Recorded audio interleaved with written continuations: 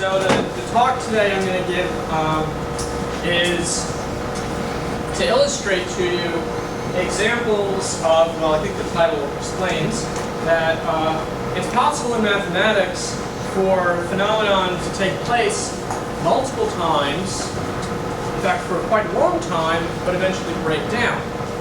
And you might hear people tell you, well, you have to prove a theorem to know it's true. You can't just operate on examples to believe something. So I want to explain where this attitude comes from.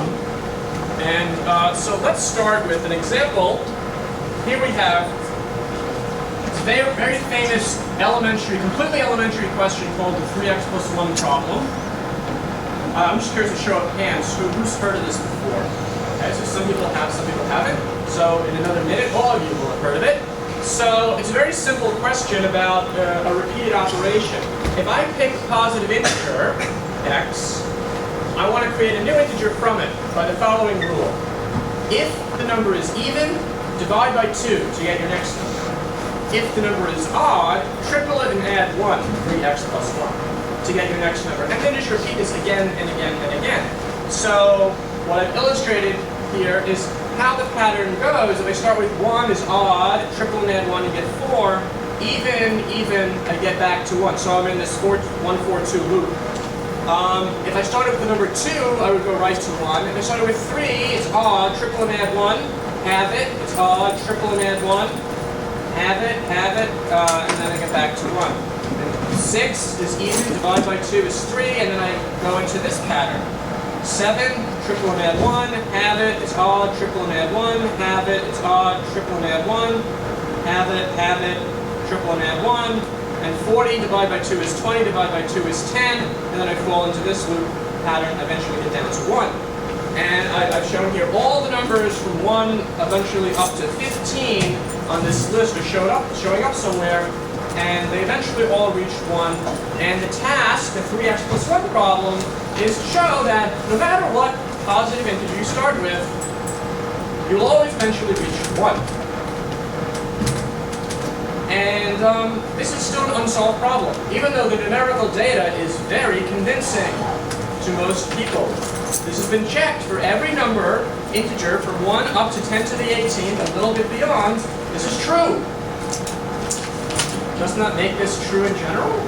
Right? I mean, if you were physics or chemistry, I don't think you'd have to run an experiment anywhere close to 10 to the 18th times to decide that the phenomenon that you've observed over and over must be true. You'd probably cut out at the 5th experiment or the 10th experiment. In any case, let's say, I have enough to write a paper.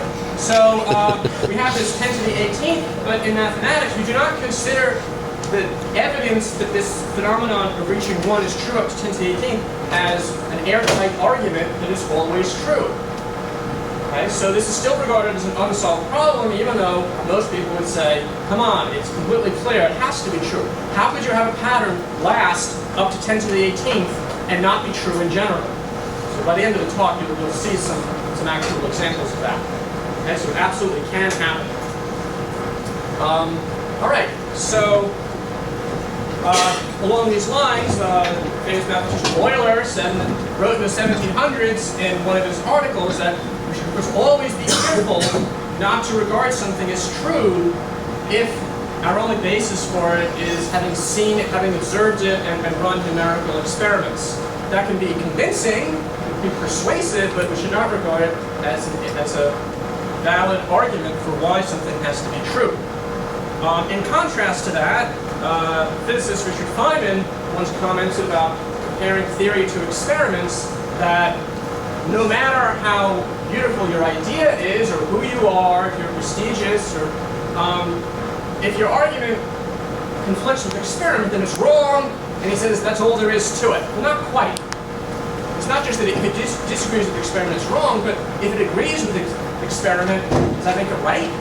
At least in mathematics, we keep an open mind about it. We don't accept something as true just because we see that it works many times. So I want to show you a whole bunch of examples of patterns that, as I said before, last for a while, but eventually reach counterexamples.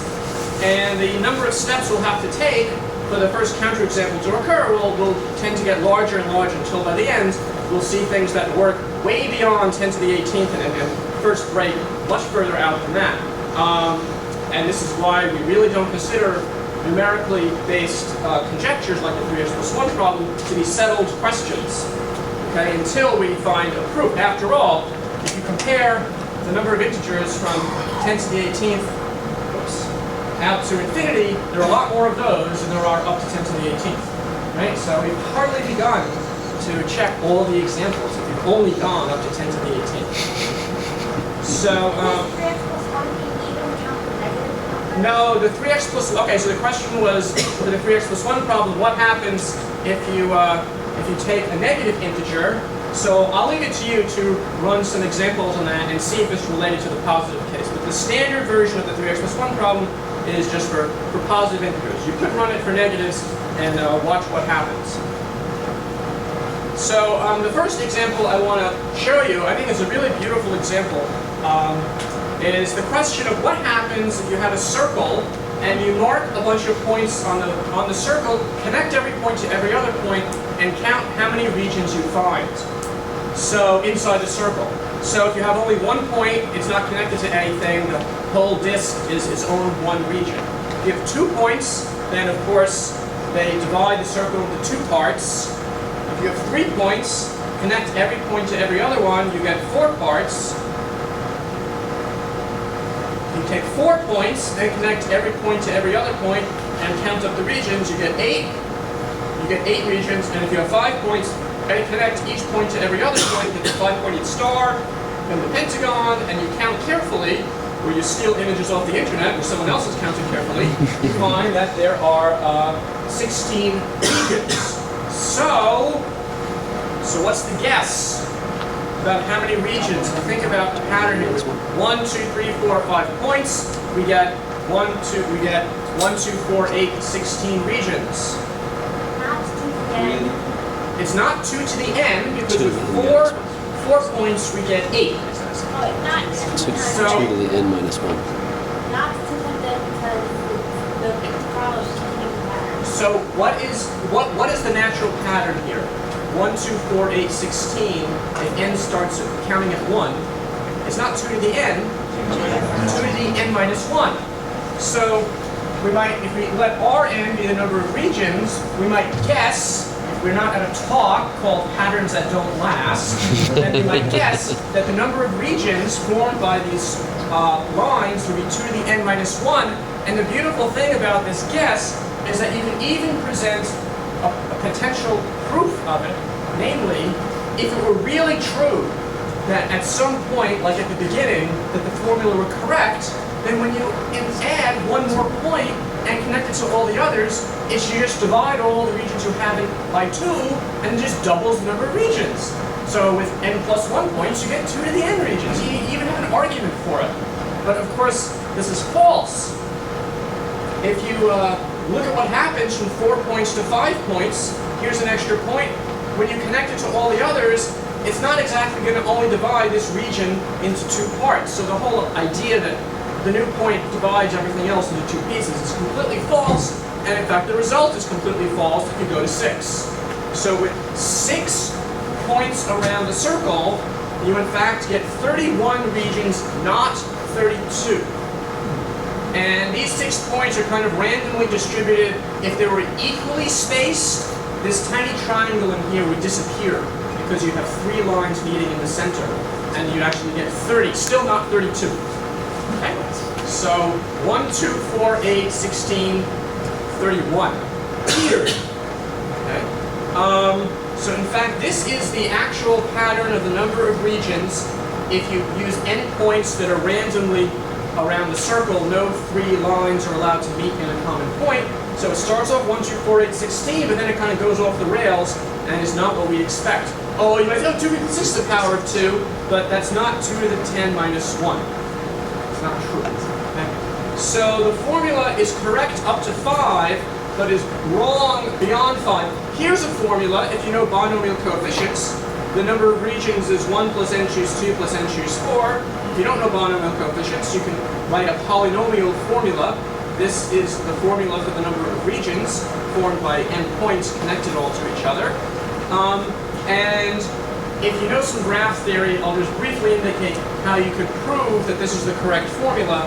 What you can do is you can treat these configurations as a graph, if you know that graph theory, where the vertices are these points and the intersections, and the edges are what you see, and the faces are what you see, and Euler's formula from graph theory says vertices minus number of edges plus number of faces is 2. If you can compute the number of vertices and edges on these kinds of things, then you can compute the number of faces by taking the number of regions and adding 1. You have to allow the outside to be one face also to use Euler's formula. So the upshot is that one can derive this formula, and it is absolutely not the powers of 2. But it looks like it at the beginning. In fact, you can even extend this, the fact that this formula and this formula agrees up to 5, but then breaks. This is an exponential function of n, this is a polynomial in n. They certainly can't agree forever. And you can push this further. If you give me any integer k and add up the binomial coefficients, n choose 0, n choose 2, n choose 4, up to n choose 2k, for n going up to 2k plus 1, so when k is 2, it's this formula, and this is going up to 5, that it matches the sequence 2 to the n minus 1, but it breaks at the next number, 2k plus 2. So this kind of identity, that this formula equals this formula for n up to 5, can actually be pushed to a whole family of such formulas. So you can present two nice expressions that are equal up to some value, but then at one value they stop being equal. So that's the interesting problem of counting regions in a circle. It's a pretty famous example of a pattern that starts off looking interesting. You even have a possible explanation, but it's just wrong. Okay?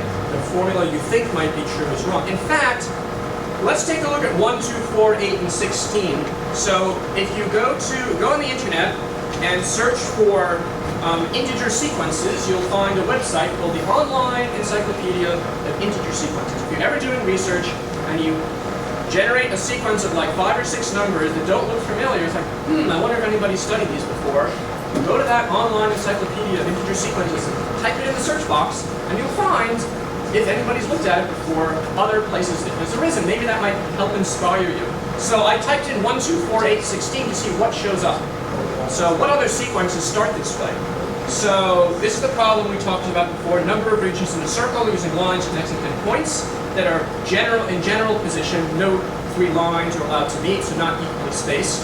1, 2, 4, 8, 16, and we've seen this. If the points are equally spaced, it starts out as 1, 2, 4, 8, 16, but then it's different. It's 30, not 31, 88, not 99, and so on. Go back to the 3x plus 1 problem. What's the first integer that needs n steps to reach 1? Okay, so if you want 0 steps, you start with 1. If you want 1 step, the first time that happens is 2. If you want 3 steps, the first time that happens is 4. And so on. If you want the first number that needs 6 steps to reach 1 in the 3x plus 1 problem is 5, and so on. So this is the sequence, the first integer that needs 0, 1, 2, 3, 4, 5, 6, 7, 8, and so on steps to reach 1 in the 3x plus 1 problem, and it starts off 1, 2, 4, 8, 16. Okay, but then it's something different. If you know n factorial, 1 times 2 times 3 times 4 up to n factorial, if you count the number of factors of n factorial, 1 factorial has 1 factor, 2 factorial has 2 factors, 3 factorial is 6, that has 4 factors, 4 factorial is 24 with 8 factors. This is the number of factors of n factorial is 1, 2, 4, 8, 16, 30, 60, 96, and so on. So it starts off looking like 1, 2, 4, 8, 16, but it's, again, not the powers of 2. So, of course, if you're doing research and you stumble across a sequence that starts off 1, 2, 4, 8, 16, you should think that it's the powers of 2, but you see there really are examples where eventually it's something else.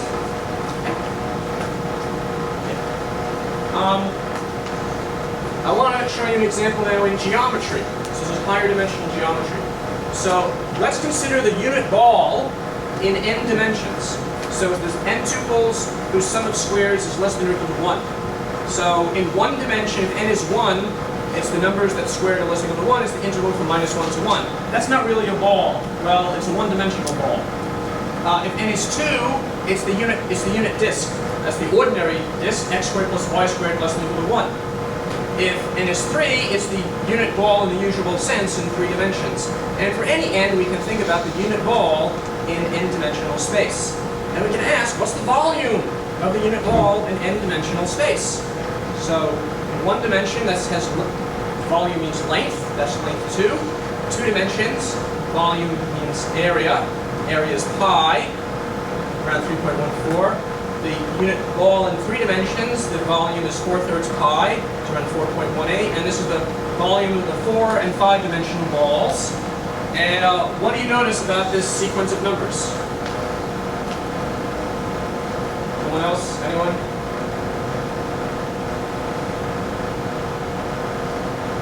Anything? Any pattern in that sequence, list of numbers? It increases. Yeah, it seems like it's going up, which makes sense because, come on, high dimensions, the ball is filling more space. But no, every dimension is a completely new space, so that idea is a little bit off. And so, yes?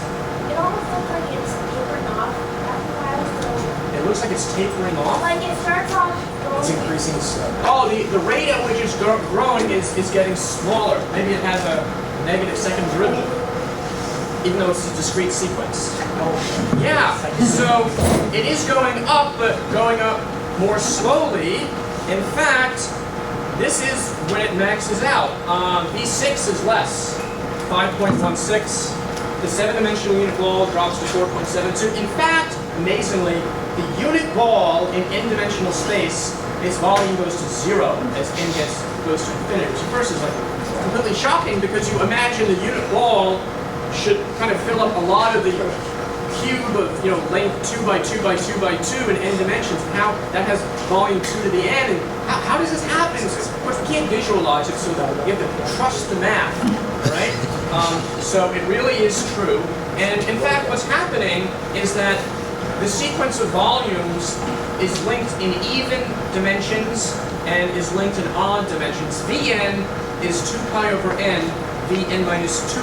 So the 5-dimensional case is linked to the 3-dimensional case, is linked to the 1-dimensional case. So the odd dimensional volumes and even dimensional volumes are really kind of 2 interlaced sequences that should be thought of separately. And notice what happens with 2 pi over n when n gets over 6. 2 pi is around 6.28. So once n gets to 7, this scaling factor is less than 1, the thing is going to start to drop. Okay? So V7 is 2 pi over 7 V5. It's less than V5. So V5 is really going to be the maximum in the odd cases, and by accident, it just happens that V6 is less than V5, although it's an even dimensional volume. You can check it's less. So 5 is the top choice. Okay, so here we have a pattern. We can't visualize these volumes, but if you use your high-dimensional integrals, you can check that it really does happen that these volumes are linked in this way, and as n gets bigger, you multiply by 2 pi over n, 2 pi over n plus 2, 2 pi over n plus 4, and so these factors cause the whole thing to drop down to 0. This is for the unit ball. If you took the ball of radius 2, if you fix your radius to be something bigger than 1 like radius 2, you would still have the phenomenon that for very large dimensions the volumes drop, but the max dimension will occur somewhere beyond dimension 5. Right? But if you fix the radius, it'll occur somewhere. Eventually they'll drop off down and go down to 0. Okay? Probabilists call this phenomenon the curse of high dimensions. Higher dimensional geometry, things can behave in very unexpected ways. Especially when you compare different dimensions, it's not even clear. Is this list comparing apples and oranges? Who knows? Okay, but they sound like they're the same type of objects. They're all balls, and we have this very unexpected behavior. After 5 dimensions, everything starts to drop off. Okay, so this pattern, like the previous one, stopped after 5 cases. Here's an example of an improper integral calculation that's important in signal processing. The integral of here's sine x over x. So if this oscillating, decaying function, its integral from 0 out to infinity is pi over 2. And if you insert in the integral sine x over x, replacing x with x over 3, it's still pi over 2. If you insert a factor of sine x over 5 over x over 5, it's still pi over 2. Another odd denominator, 7. still pi over 2. Very interesting. Not clear how you calculate this, but interesting. Right? So, it turns out if you take this product of signs out to an odd denominator, it is pi over 2 out to 7, but once you get k equals 8, denominator of 15, it's no longer pi over 2. It's pi over 2 times this amazing factor of a fraction whose, look at the digits, they match. Oops, the numerator is just slightly smaller, so it's not pi over 2, it's pi over 2 times this number, which is just barely less than 1. Okay? So I found a discussion of these examples on the internet. So these are called the Borwein integrals. The Borwein brothers are the ones they wrote a paper about this phenomenon.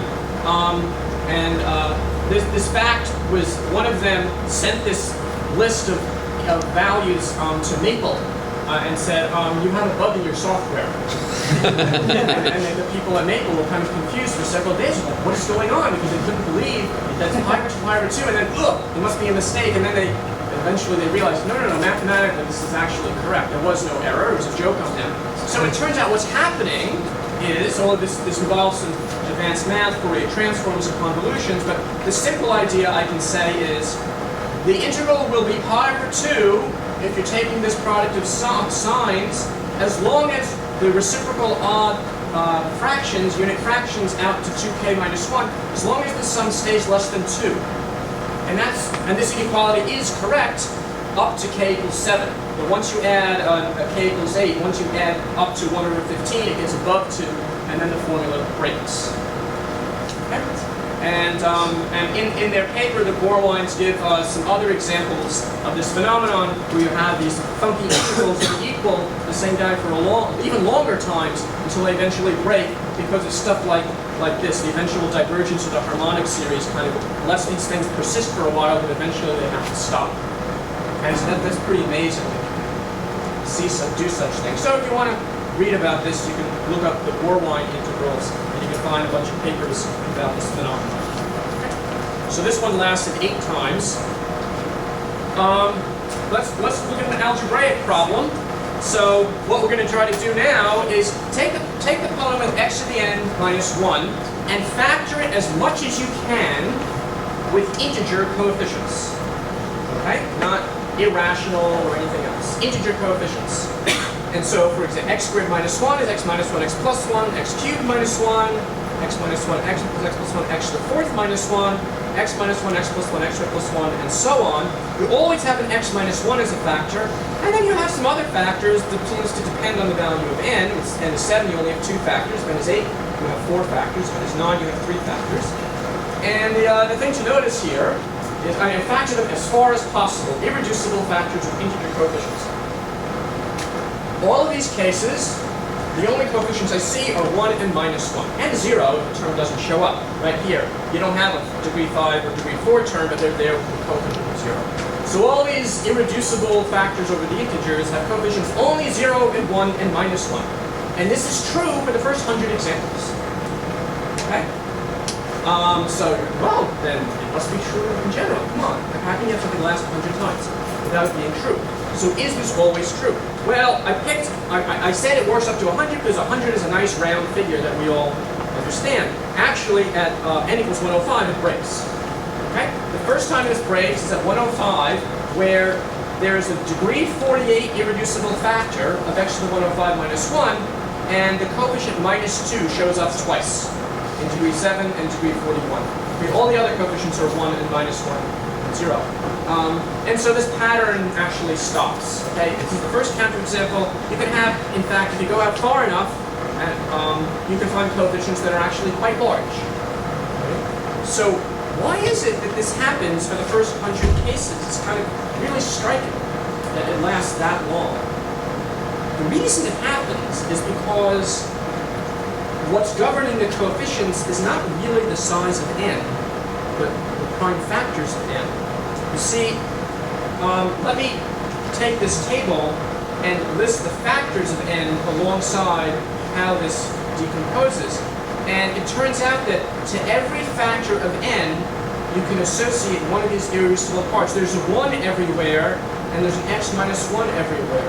there's a 2 for the even ends, and there's an x plus 1 for the even ends. There's a 3 for the multiples of 3, and there's x squared plus x plus 1 for the multiples of 3. So it turns out every factor of a number can be associated to one of these irreducible parts, which are called cyclotomic polynomials. And so these cyclotomic polynomials, that's the name for this list, these polynomials that occur, they have the following feature. The coefficients are only 0 and 1 for the cyclotomic polynomial attached to a prime number. When n is 3, this is the third cyclotomic polynomial for 7. This is the seventh cyclotomic polynomial. So these coefficients, in fact, are actually, they're all 1. Okay, I shouldn't even have included a 0. Although if m is a prime power, like this is the ninth cyclotomic polynomial, you have some gaps, you have some 0 coefficients. The cyclotomic polynomial attached to a number with 2 prime factors only has coefficients 0, 1, and minus 1. And the cyclotomic polynomial attached to a power of 2 times an odd number is the odd cyclotomic polynomial for that number with x replaced by this negative power of x. And if you have a polynomial and you replace x by negative power of x, you're not going to change any of the coefficients except to make some gaps, to create some 0 coefficients, and you might change some signs. So if CD of x had only coefficients 0, 1, and minus 1, this will as well. And so what this means is, if you even want to find an example where there's a coefficient besides 0, 1, or minus 1, you can't have 1 prime factor, you can't have 2 prime factors, you can't have a power of 2 times a number with 2 prime factors. You need at least 3 odd prime factors. What is the smallest number that has 3 odd prime factors? 3 times 5 times 7, 105. That doesn't prove that 105 should break the pattern. It does show that it's the first number that might break the pattern, and it really does. Okay? That's kind of nifty that there is some theory behind this that can tell you the first place you should even look is at 105. Okay? And it happens, the gods were shining on this problem and said, make it so, and we really have a counterexample. Okay? So that's that example. Any questions?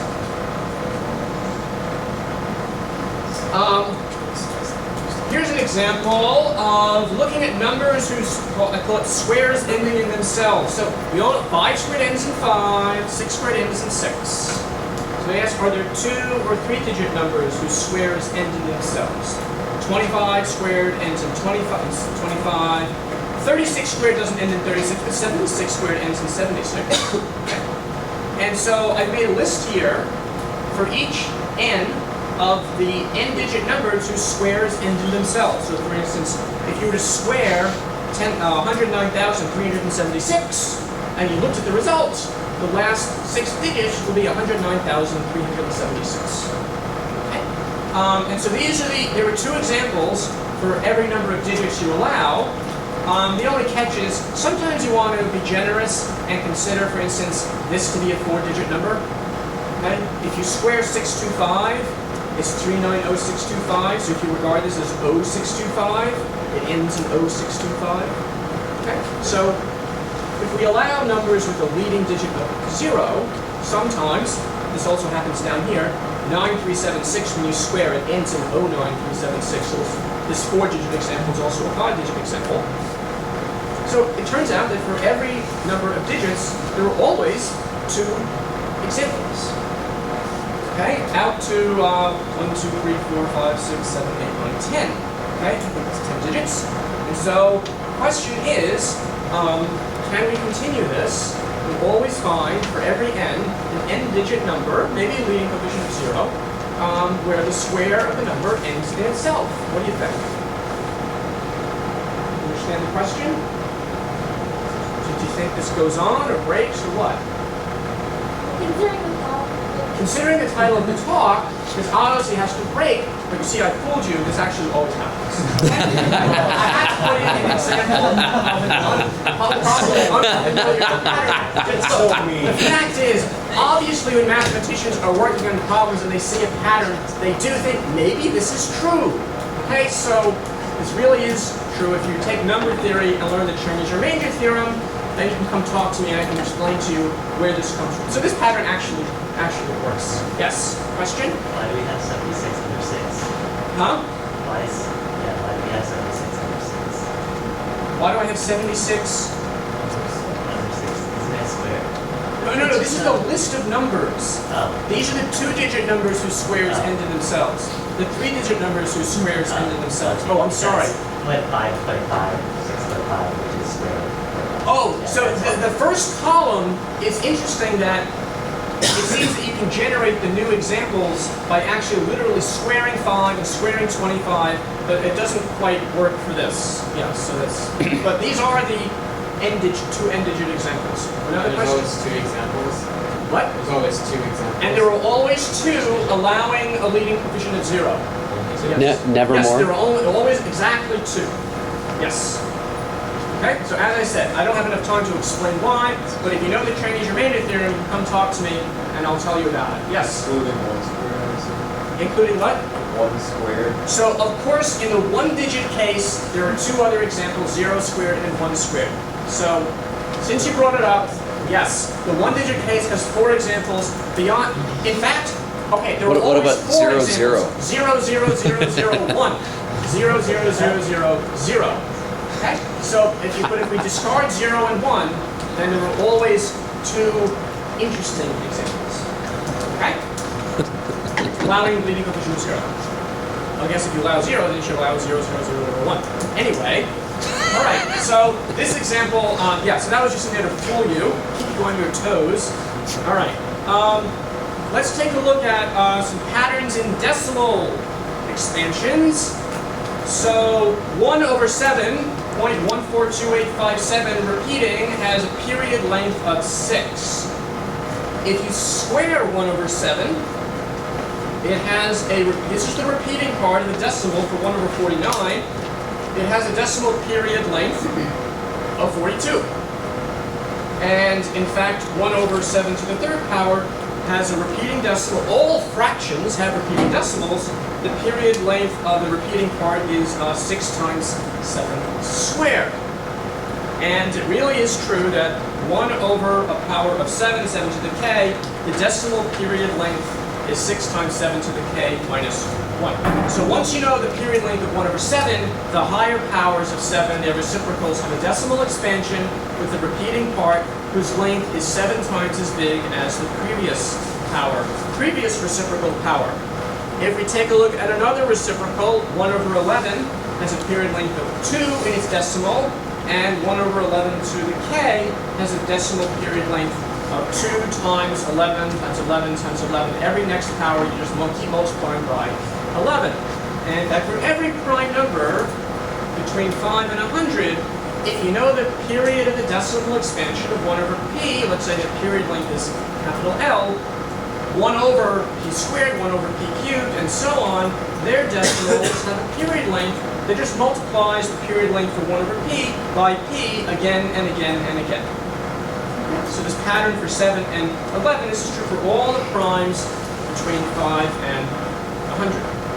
Of course, I'm not including 5, for instance, that is a finite decimal, it's not interesting. But if you go past that and go up to 100, all those primes, we have this pattern. The period length of 1 over p governs all the rest. I just keep multiplying by p to get the remaining ones. So the question is it true for the primes beyond 100? And the answer, okay, the example before was the only funky example that actually worked. So this one, it breaks, but the first time it breaks, where you cannot predict the decimals for 1 over p to the k from that for 1 over p, the first time it breaks is at 487. For 1 over 487, the decimal of 1 over 487 squared is in fact exactly the same length as that for 1 over 47. It's not 487 times as big. The next time you find this pattern not working is for this lovely prime number here, right? This 8-digit prime, 56 million, and so on. That's the next example. I don't know what the example after that is. Question? Does the pattern continue after that? Like, In between these, it's true. No. I mean, like for 487, you said it's the same length for 1 over p and 1 over p squared. Is the next one that number times 487? Okay, so I'll address the question of, like, can you say something even if these are equal, what happens? So I think this will be addressed in the next slide. Oh, okay. So, yes. What? So why would they continue looking at this pattern even when they know this pattern broke down at 487? Why continue? Why not? I mean, well, I should explain that the real context in which this question arises is not in the context of decimal periods. It's really a number theory question in disguise, and I just phrase it in this kind of more elementary form. So the actual context in which this question might be of interest to a mathematician really would explain why you care. Just because a pattern breaks, it could happen. Maybe there are only 3 counterexamples, right? This can happen. So you would just like to collect data to see what happens. Especially now we have computers. There's no problem with pushing a button and just going off into the millions to see what happens, right? After all, maybe the counterexamples start to accumulate, and there are lots of them. In fact, in the range in between these, the pattern returns. Okay? So this one seems like it's a very rare event that it breaks. Like that circle with the line stuff, that just broke early and never comes back. But this one, it really seems to work a lot. Okay? So even if you find a counterexample, that's not the end. Just keep looking, see what else happens. So it turns out that for any prime above 5, if L is the period length, 1 over p to the k has the period length L p to the k minus 1 all the time, as long as exactly when it works when k is true. So if 1 over p squared has a length p times as big as the length for 1 over p, then it works all the way out. Okay? And the only other possibility for the period length of 1 over p squared, if it's not p times as big, is in fact it's as big as 1 over p and not any different at all. And the only time this weirdness can happen, that 1 over p squared doesn't have a decimal period that's longer, but in fact the same size as 1 over p, is if you know modular arithmetic, when 10 to the p minus 1 is 1 mod p squared. And if you know some modular arithmetic, that should look like a funny congruence, because if you know modular arithmetic, you know Fermat's little theorem is that it is 1 mod p. To have it 1 mod p squared is a bit of a surprise, but that actually works. And in fact, I think the only known times when this happens that we've found is the primes 487 and that 56 million prime that I had down here. These are the only 2 primes for which this is known to happen. Okay? And again, if you know modular arithmetic, since this is always true, and you can just flesh this out to say 10 to the p minus 1 is 1 plus some multiple of p times p squared, where this coefficient is from 0 to p minus 1. And so the question is, when does that vanish? Because that's exactly what you need to make that happen. And this is the number from 0 to p minus 1. And so when does that 0? So if you think about it probabilistically, and you think that always this is true, so always this is true for some number in this range, when is that going to be 0? If you imagine that this number is some random thing from 0 to p minus 1, and you say, well, this is 0 with probability 1 over p, the number of primes up to an x that would have this vanish would be like summing 1 over p, the probability is up to x, and this is an extremely slowly growing function. It grows like log of log x. To appreciate how slow that is, this is for only when x is around the size 10 to the 24. Okay? So if you're trying to find counterexamples, I gave you 2 counterexamples, 487 and 56 million. I actually skipped one. 3 is a counterexample also.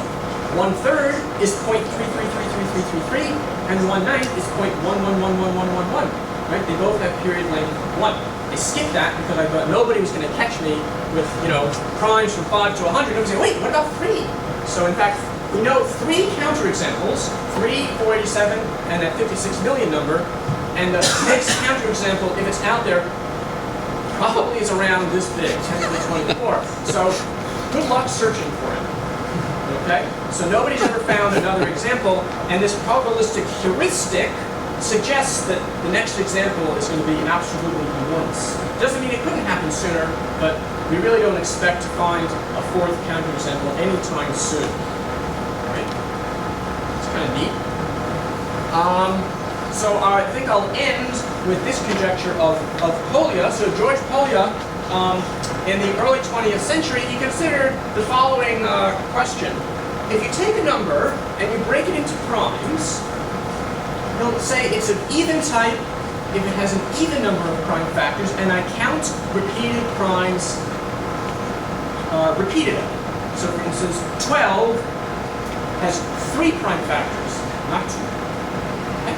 So if we allow that, 6 only has 2 prime factors, but this is the key point, that a repeated prime is counted as often as it really appears. So if a number has even type, if it has an even number of prime factors, and an odd type, if it has an odd number of prime factors. 12 is an odd type. And so here are the numbers from 1 to 10, and I list whether they're an even or odd type. For instance, 7 is 1 prime factor, that's odd. 8 is 2 times 2 times 2, that's odd. 9 is 3 times 3, that's even, and so on. And so you have a little race between the e's and the o's, and count how often we have e's or o's up to some bound. So we'll have e of x and o of x, count the number of integers of even or odd type up to x. So when we start the o function, when we start 1 has no prime factor, so the e function picks up 1, o function is still 0. 2 is an odd type, so we add 1 to that, that stays the same. For every number, one of these functions is going to increase by 1 and the other stays the same. Okay, so the next number is an even or odd type, add 1 to that function, keep the other one fixed. And so we have a little race. And what do you notice here? It seems, except for the first number, except in that case, it looks like the odd types are ahead or matching, but if they match, then it immediately jumps ahead.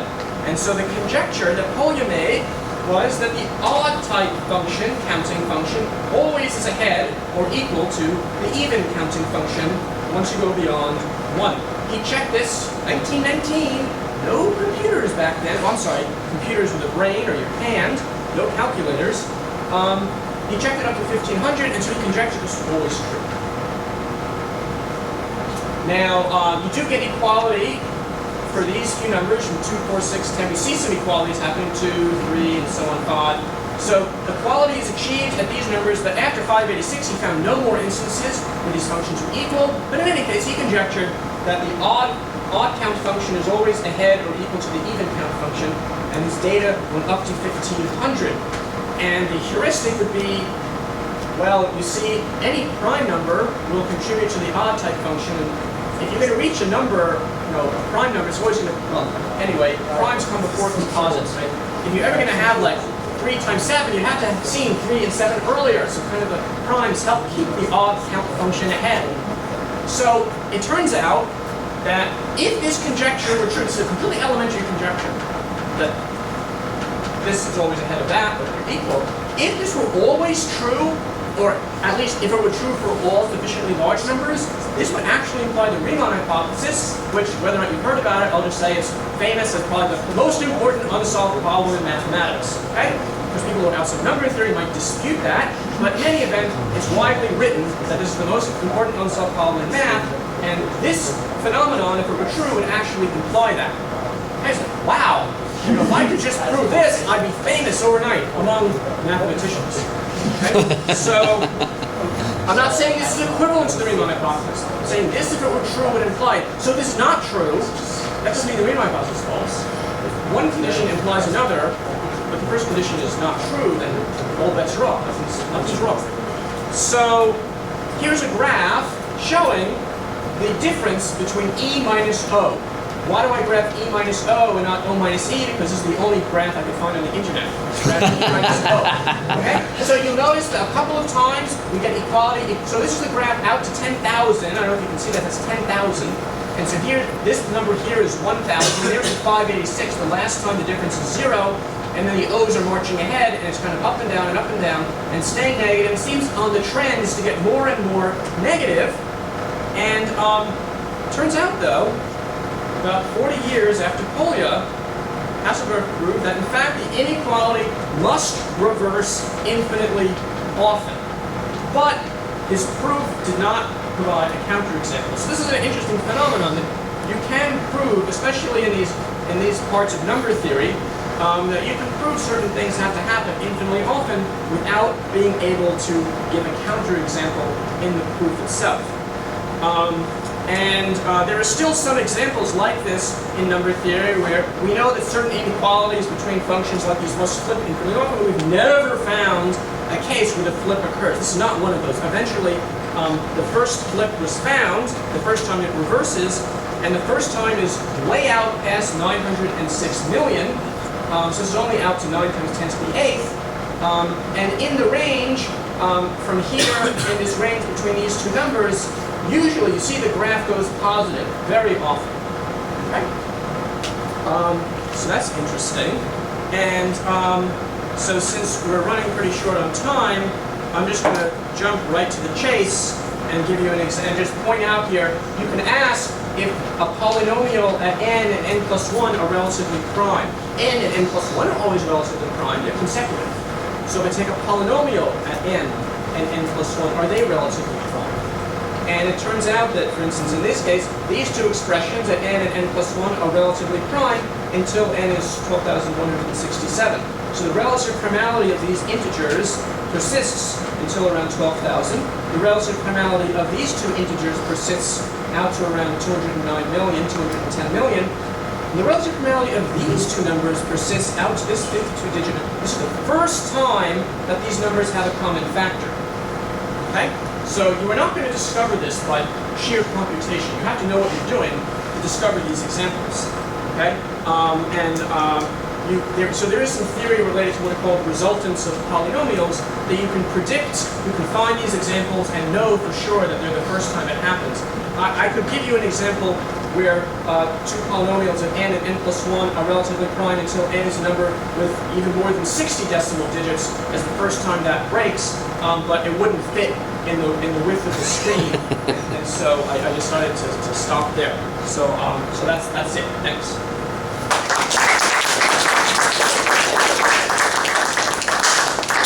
Does anybody have any questions?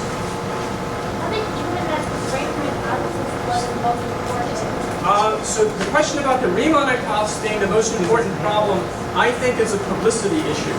That, in fact, I would even say it's not true. There's something called the generalized Riemann hypothesis, much more important. Hilbert wrote a list of 23 unsolved problems in the early 1900s. This is on the list, and maybe the fact that it was on there eventually led to the idea that this was such an important problem. But, yeah.